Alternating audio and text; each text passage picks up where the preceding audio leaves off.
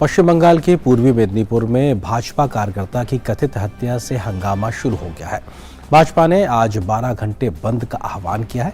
भाजपा ने इस हत्या के लिए टीएमसी को जिम्मेदार ठहराया है और घटना में शामिल लोगों को गिरफ्तारी की मांग की है। भाजपा ने कहा है कि टीएमसी इस महीने होने वाले पंचायत चुनाव को जीतने के उद्देश्य से इलाके में डर का माहौल बना रही है। इसके मद्देनजर उसने विपक्षी पार्टी के कार्यकर्ताओं का उत्पीड़न तेज कर दिया है। और इस खबर पर अधिक बातचीत करने के लिए हमारे सहयोगी संवाददाता प्रसन्नजीत बख्शी इस वक्त कोलकाता से हमारे साथ मौजूद है। प्रसन्नजीत, कोलकाता या कहा जाए पश्चिम बंगाल की बात अगर की जाए तो राजनीतिक हत्याओं का सिलसिला थमने का नाम नहीं ले रहा और लगातार ममता सरकार सवालों के घेरे में है, टीएमसी भी। बिल्कुल, देखिए पहले तो एक इंफॉर्मेशन दे दे कि जो डेड बॉडी है उसको दोबारा पोस्टमार्टम करने की आदेश दिया गया अदालत की तरफ से और पोस्टमार्टम किया जाएगा सेना अस्पताल में, कोई स्टेट गवर्नमेंट की किसी अस्पताल में नहीं, सेना अस्पताल में। ये मांग कल ही रखा गया था लीडर ऑफ अपोजिशन शुभेंदु अधिकारी की तरफ से। पहली बात तो ये।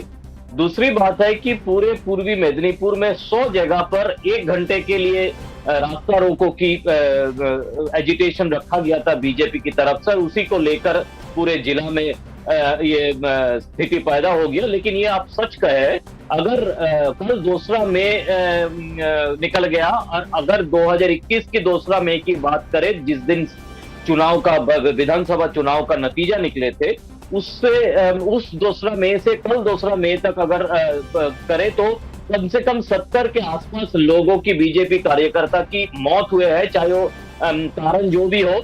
लेकिन किसी का भी ठीक तरह से मैं कहना चाहूंगा कि जो जांच होना चाहिए वो हुआ नहीं। अभी सारे के सारे जांच सीबीआई की हाथ पे है अदालत के आदेश के बाद। अभी सीबीआई का जांच में क्या नतीजा निकले ये तो आगे जाके देखेंगे हम लोग। लेकिन कहानी यह है कि 70 के आसपास लोग, और पिछले 2-3 महीनों से जब से पंचायत चुनाव की बारे में बताया जा रहा है कि हो सकता है अगले 2-1 महीनों में, तो कम से कम 12-13 बीजेपी कार्यकर्ताओं की मौत हो चुके हैं और अजीब अजीब स्थिति में ये मौत हो चुके हैं। तो आप कह सकते हैं कि ये जो हम पिछले 2 साल से पोस्ट पोल वायलेंस या पॉलिटिकल वायलेंस के बारे में बात कर रहा है, तो वो थामने की कोई नाम ही नहीं ले रहा है। जी, तो पंचायत चुनाव हो रहे तो उस वक्त बहुत सी ऐसी सीटें थी जो कि एक तरीके से सिर्फ और सिर्फ जो सत्ताधारी दल था उसके प्रत्याशी मैदान में थे। विपक्षी प्रत्याशियों को अपना पर्चा भरने का मौका भी नहीं दिया गया था। इस स्तर की तमाम खबरें निकल के आई थी। ऐसे में डर का माहौल बनाने की बात बीजेपी लगातार कर रही है टीएमसी के द्वारा, और आज का बंद कितना कुछ असर?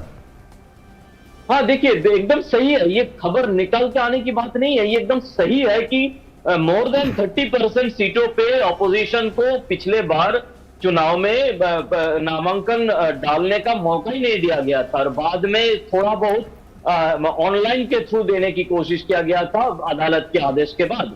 तो जाहिर सा है, कुछ दिन पहले आपको याद होगा कि नॉर्थ दिनाजपुर में, उत्तरी बंगाल में, वहां पे कालियागंज बोल के जगह पे एक स्थिति पैदा हुआ।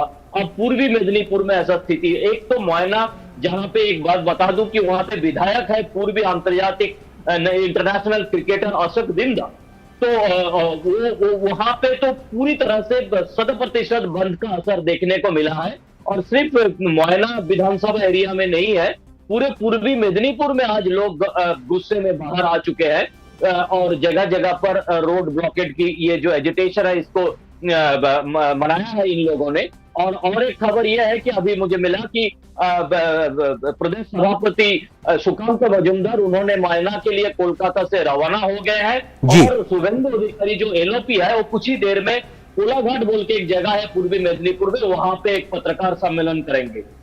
प्रसन्नजीत, बहुत शुक्रिया हमारे साथ इस खबर पर जुड़ने के लिए। आगे भी हम आपसे अपडेट्स लेते रहेंगे।